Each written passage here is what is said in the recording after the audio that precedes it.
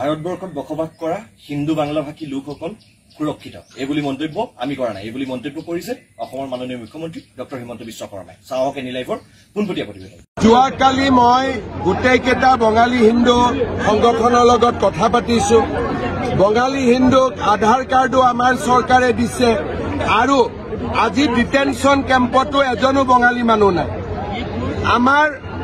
যি ধৰণে আইনৰ গতিৰে বৰ্তমান আগবাঢ়িছে মই ভাবো সকলো মানুহ নিৰাপদ আৰু সকলো মানুহ নিৰাপদে থাকিব কালি মই সকলোৰে লগত কথা পাতিছো সকলো সন্তুষ্ট কোনবা এটা পোৰ্টেলে এটা মিছা খবৰ উলাই দিছিল সেইকাৰণে গোটেই ঝামেলাটো হৈ আছে